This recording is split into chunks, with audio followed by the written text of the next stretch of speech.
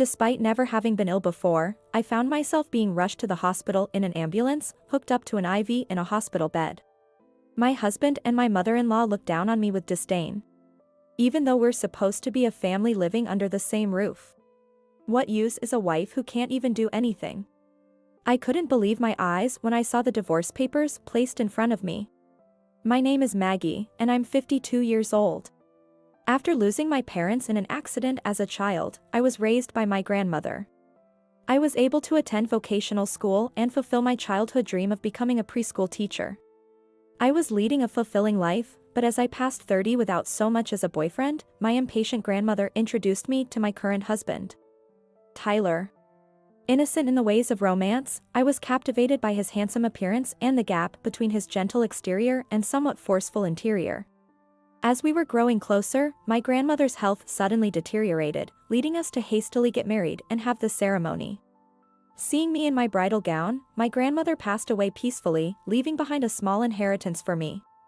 Afterward, at Tyler's insistence that, it looks like I don't make much money, I became a housewife. And we soon used the inheritance as a down payment for a house in an upscale suburb, a high-earning husband and a beautiful new home. I, who had always longed for a family, had no doubt that I would finally find happiness with my family. However, a sad reality soon came crashing down on me. Regrettably, we were unable to have children. By the time we realized the possibility of fertility treatments, it was already beyond the ideal age for childbirth. So we decided to give up on having children and settled for a relatively happy life, just the two of us. But there was one person who couldn't accept that. My mother-in-law, Rachel. Our relationship was never great to begin with, but after giving up on having children, I began to face harassment from her every time I visited home. You're only half a person since you can't have kids, so you better work hard when you come home. Excuse me? Confused by her absurd demands, she smirked and said, "It's nice that Maggie will take care of all the household chores. Let's rest in the living room, shall we?" And, following her lead, the relatives hurried out of the kitchen. While the relatives would say things like, "Thank you, we appreciate it," or, "Let us know if you need anything," not a single one offered to help. Of course, they wouldn't. The words of my domineering Rachel were absolute, and nobody would willingly do the unpleasant tasks of the kitchen. Especially in the cold winters and hot summers. Perhaps due to being in the countryside, my in-laws' household had a strong tendency towards male chauvinism. While the men, led by my father-in-law, drank and made merry, the women were busy with preparations, a scene I could somewhat understand. But I never expected to be left with all these tasks just because we couldn't have children. I can't drink alcohol and would rather deal with the kitchen alone than cater to drunkards, but still. I let out a deep sigh in the solitude of the kitchen. When I came out to the living room to serve the meals, the relatives praised me for taking the initiative to work, but the words that came out of Rachel's mouth were shocking. After I left the room, she would say things like, "A wife who's only good for household chores, and she's so clueless. I have to tell her everything," spewing whatever she wanted. My husband, Tyler, whether he knew of his mother's words or not, continued to happily drink away. I wish he would stand up for me a little. When I whispered to him about Rachel's attitude on the way to the bathroom, he said, "You're just overthinking it," and wouldn't take me seriously. But if I don't show my face at my in-laws during visits, it wouldn't just upset Rachel, but Tyler as well. Continuously busy, by the time I finally had a moment to myself, all that was left for me to eat was leftovers. However, there is one thing I look forward to at my in-laws. It's my niece, Marie, my sister-in-law's daughter. With no other children her age among the relatives, she would often escape the men's boisterous partying and come to the kitchen. "Auntie, there's something I don't understand in my homework. Can you help me?" "Of course, come here." I used to tutor when I was in vocational school, after all. While snacking on sweets, I would teach Marie at the small dining table in the kitchen or play card games with her. Rachel adored Marie, her only granddaughter.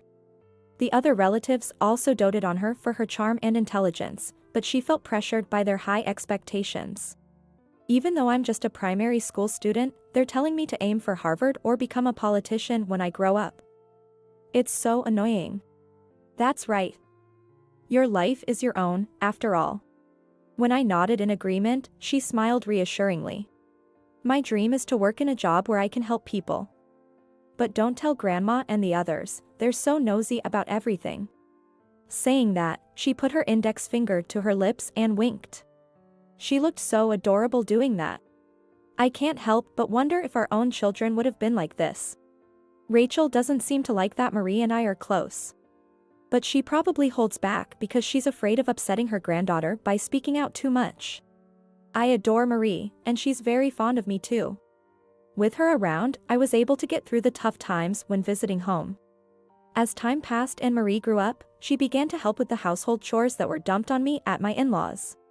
Gradually, even my sister-in-law, who would sometimes visit, began to help out, and life at my in-laws became a bit more bearable.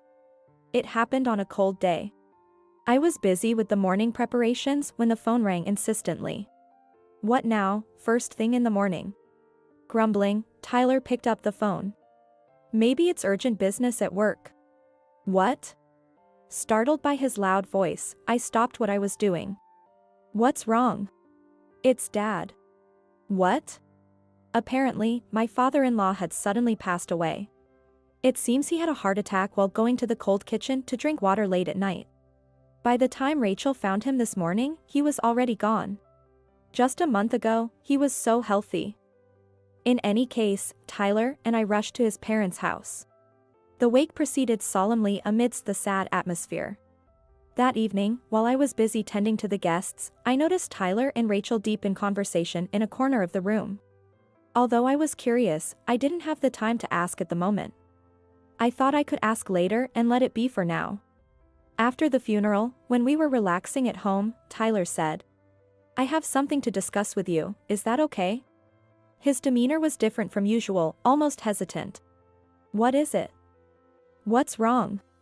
I straightened up, alerted by his unusual attitude. "I've decided, we're going to live with my mom from now on." "What?" I nearly screamed but managed to swallow it in panic. "How can you just spring this on me all of a sudden? It can't be helped. She is old and it's what Mom wants. The idea of living with Rachel. It's unthinkable. When did you decide this? I haven't heard anything about it. Why do I need your permission? I bought this house, and the person we're going to live with is my own mother. Besides, you have some nerve. Living off my earnings and complaining. This must be what they mean by being speechless. I can't believe he would impose such an outdated mindset on me. I've been doing my best with the household duties. And it was at your insistence that I became a housewife. Don't you dare compare yourself to me when you haven't earned a penny." I shrunk back as he yelled at me. He sighed heavily and glared at me. "Who pays for your phone? Who bought you that new morning outfit? I even cover your cosmetics expenses. Listen, living together is decided. If you don't want to lose your current lifestyle, stop complaining." While it's true that my life has been supported by him, I thought we were working together, with him earning outside and me taking care of the home. I have nowhere to turn for help. I have no family or savings of my own. Finding a job won't be easy. For me, the thought of being away from him was nothing but terrifying. I understand. I had no choice but to accept living together. Ever since Rachel moved in, it's been a real hell. Without the relatives around to see, she tormented me even more than before. Complaining about every little thing I did, from cooking to cleaning and laundry, from morning till night. She would claim the sofa in front of the TV and laze around all day. Every now and then, as if on a whim, she'd go out and splurge on shopping sprees with her pension and the money from selling her house. "Hey, I went out to the station today and bought you your favorite donuts from that cafe you like," she would say upon returning, not even bothering to look at me and starting a conversation with Tyler instead. "Wow, they look delicious." "Huh? There are only two." "Of course, there are two. One for me and one for you. Maggie, make us some tea, will you? Am I a servant here?" If only Tyler would take my side, it might be a bit more bearable.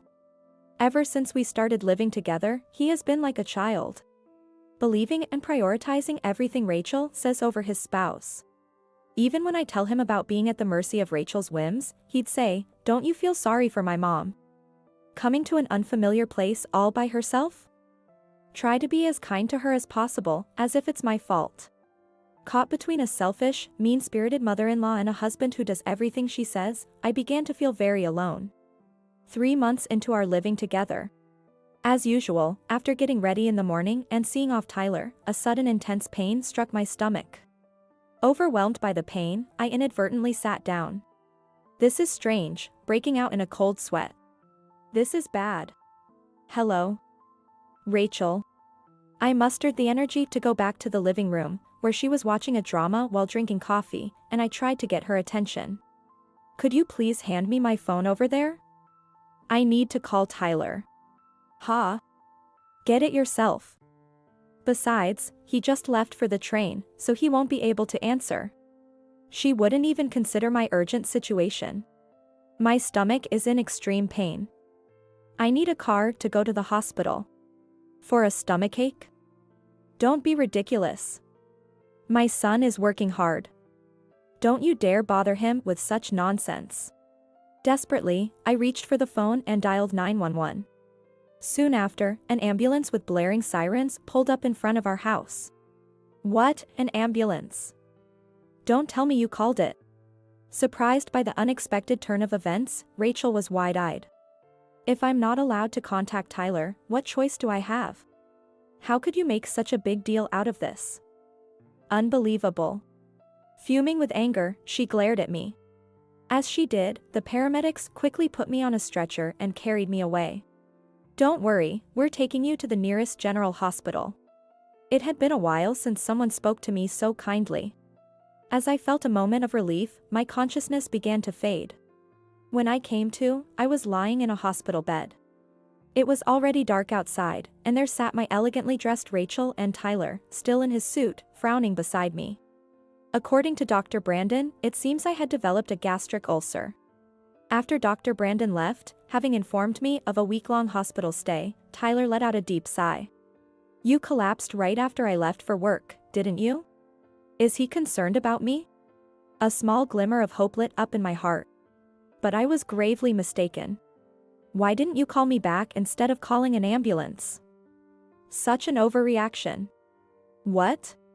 The small flame in my heart was extinguished in an instant. It felt as if the candle of hope had been viciously snuffed out at its base. You always do this, getting your priorities all wrong. That's why you can't manage household tasks efficiently and end up stressed. Bringing such trouble upon us. No. The main source of my stress is 70% Rachel and 30% you.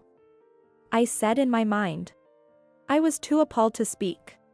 As soon as I fell silent, Rachel said with a smirk. A housewife's job is to take care of the household. Yet here you are, taking a week off for hospitalization, abandoning your duties. You're a failure as a wife. Let's get that divorce underway. In her wrinkled hand, she clutched a form with lines on it. Yes, it was a divorce paper. Exactly. Mom is absolutely right. He carelessly agreed and began filling out the form with a smirk. Wait, just a minute. I panicked. What would become of me if I were abandoned now? I tried to snatch the documents from him, but my body wouldn't move as I wished. When I finally managed to grab the completed form from him, he laughed heartily as if amused by my distress. See, she can't live without me. Watching me crumple the divorce papers in despair, Rachel sneered, getting all flustered, it's pathetic, and laughed merrily with Tyler. Stunned, I watched as he placed my favorite bag and an envelope in front of me. I've brought the essentials for your hospital stay. We're both busy, so get anything else you need yourself. This should be enough. Inside the envelope was money that seemed to be for hospital expenses. Oh, thank you. I guess I used up our savings, huh? No way. As if I'd do something that wasteful. My flicker of hope was extinguished once again. I canceled your insurance. You've been enrolled for so long that the surrender value was quite significant. Don't worry about the amount in the envelope, use it as you need. We'll use half for our living expenses. Despite having savings together, he canceled my insurance without my consent. And half for living expenses? Are they planning to use it for a vacation while I'm hospitalized? I was certain of it. They couldn't care less about me. I was both sad and furious. Glancing down, I noticed the divorce paper. The divorce is just a joke. Relax. Noticing my stunned gaze, he shrugged off with a silly grin. A joke, after going as far as to sign it? I glared at them incredulously, but they were still chuckling. At that moment, something inside me snapped. Why am I even trying to be a family with these people? That envelope doesn't include your fare home. Call us when you're discharged. I quietly crumpled the divorce paper as I watched the two of them leave. Distractedly, I opened my bag. Inside, along with my wallet and a pen, were just a few added towels. I didn't expect those two to know where my pajamas and underwear were, so this was expected. I'll need to buy almost everything new. As I sighed, the curtain around my hospital bed softly opened. A nurse, perhaps? I slowly looked up, and couldn't help but exclaim in surprise. No way. There stood Marie, my beloved niece, now a grown and competent nurse. In this unexpected reunion, we joyfully clasped hands. As I shared the story of my hospitalization, she became as indignant as if it were her own issue. To have an ally here of all places. I was so moved I felt like crying. And then, it struck me as an opportunity. I couldn't rest until I had given those two a taste of their own medicine. I decided to devise a plan with her. About a week later, free from the stress caused by Tyler and Rachel, I had recovered well and was set to be discharged tomorrow. I was making a phone call in the empty ward when they arrived unannounced. We got the notice of your discharge from the hospital. Tyler announced as he and Rachel rudely barged in. He was carrying a bag from his favorite cafe. We have to visit the wife at least once for appearances. Can't let people talk.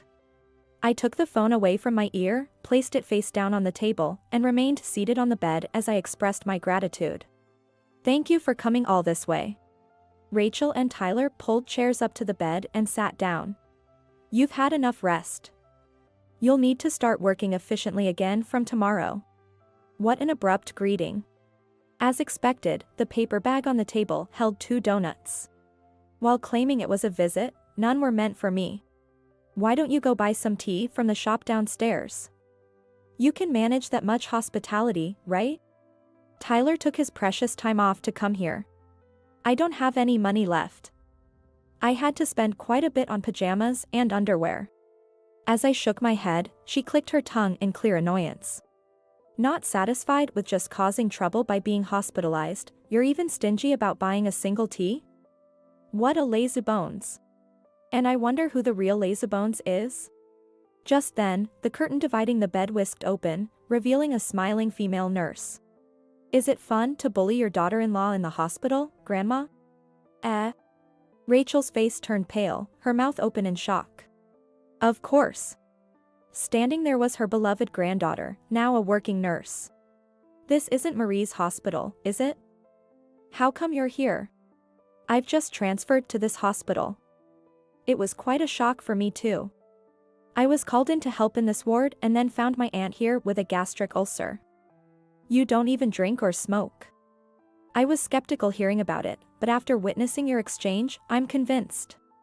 Shivering under Marie's icy gaze and words, Rachel struggled for a response. No, you're misunderstanding something, Marie. Making excuses is futile. I said, which only served to enrage Rachel. Stay out of this. I could, but you know, everything gets out eventually. I lifted my phone, showing its screen to her. Displayed was my sister-in-law's name, indicating an ongoing call. How deceitful of you. Tyler's rebuke was barely out when her voice thundered through the phone in speaker mode. What kind of behavior is this, knowing your own wife is hospitalized? Enough already. Even typically assertive Tyler seemed to shrink under her stern scolding.